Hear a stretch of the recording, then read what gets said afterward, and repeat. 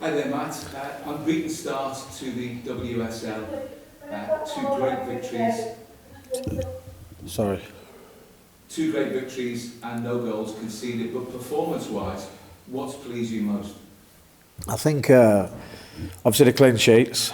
I think defensively the structure's been great. I think there's been a lot of good things from counter pressing to bodies back behind the ball, defending crosses, etc. So I think that's a big platform for us to build on. Sorry, Anna, it's your laptop. It's a great platform for us to build on.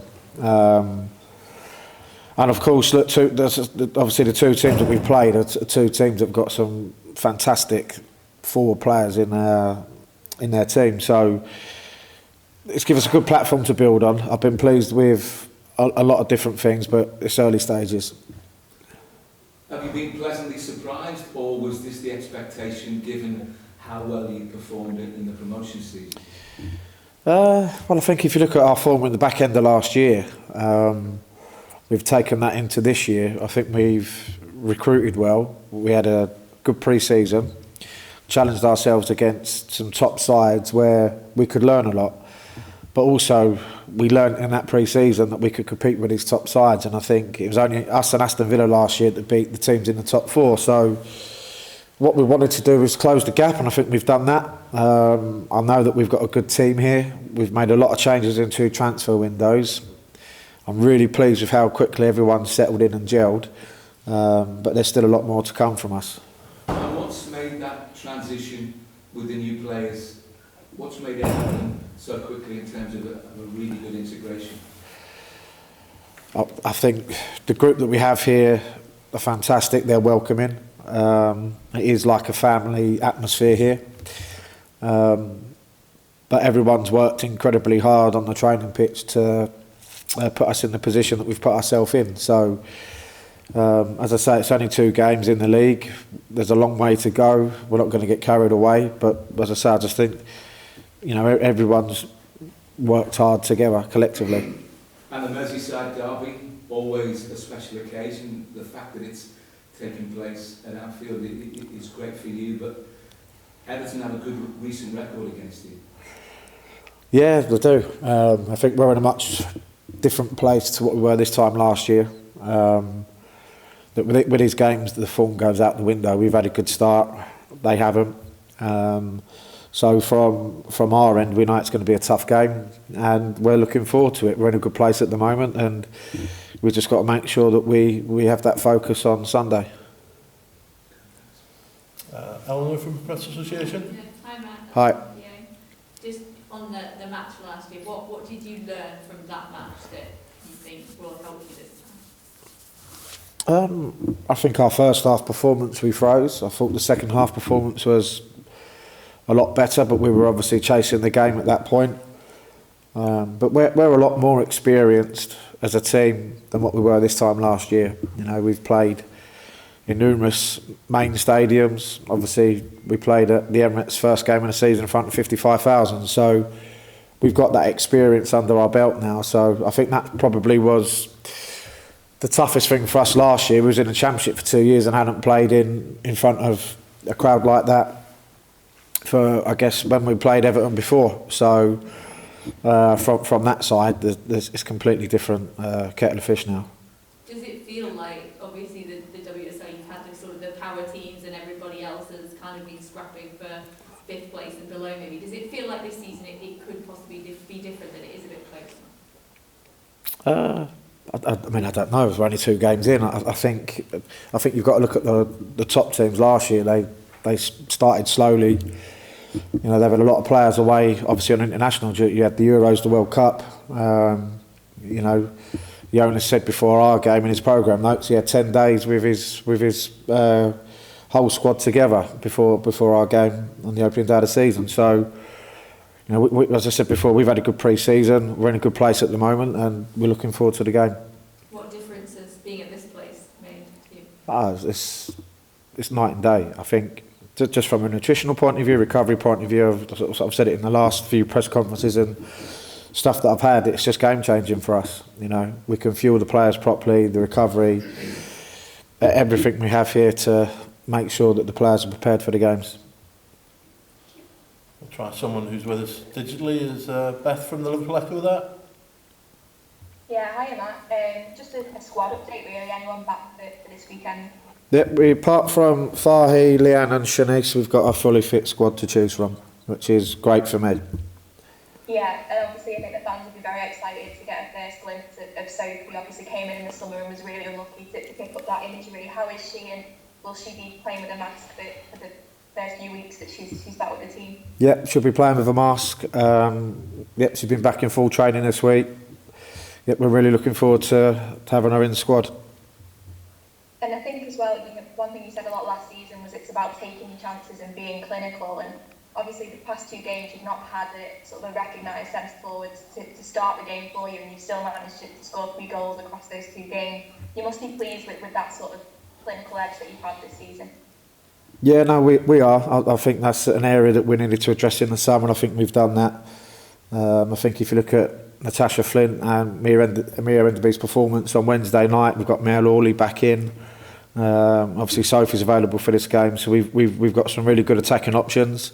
Bo's done really well up there as well. She's been excellent in the games up front for us, so yeah, it's a good headache for us to have.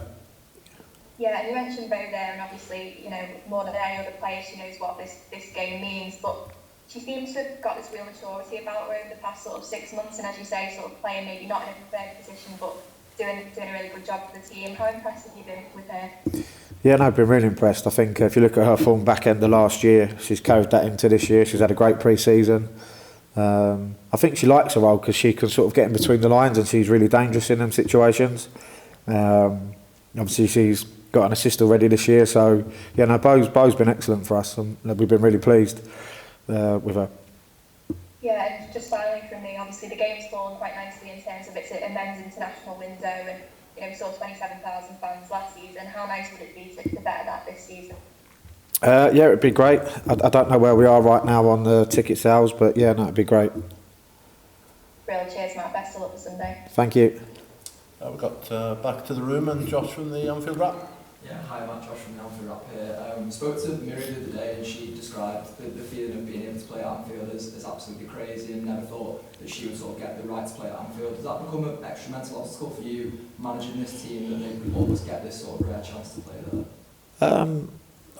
I think, I mean, look, it's a different pressure. Obviously, we're used to playing at Prenton Park.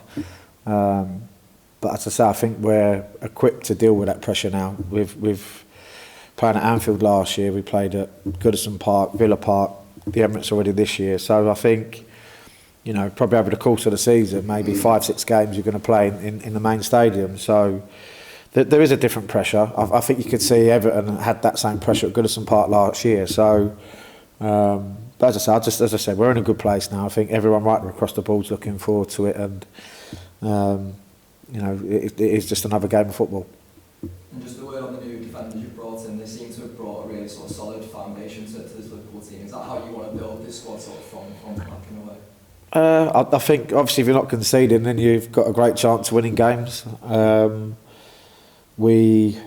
think defensively we were good at the back end of the season, so we've just wanted to continue with that work. But as I say, we've done a lot of work on the training ground in pre-season, and as I said, I was lucky I only had 3 away at the World Cup, so we've put a lot of work in, and we're starting to see the rewards from that. Thanks. And hopefully we've got back on Zoom Rachel from Goals on the Ball. Yes, thank you very much. Matt, I wanted to ask you a little bit more about your backline. Obviously you've had those clean sheets, but I just want to, that header by Emma off the line, felt like it kind of typified your defence this season in terms of you've got so solid at the back, but you've also got Taylor and Emma flying up the wings, offering attacking threats, but still getting back for challenges like that. It just seems to be working really, really well. Is it something you've been particularly focused on? No, we've worked in all areas of the pitch. I think we've got defending strategies, we've got roles, responsibilities that we've worked on with the players, and apart from Jenna and Grace coming in, obviously you've got Tegan that's come in. Pretty much there's a lot of education over the course of the last sort of year.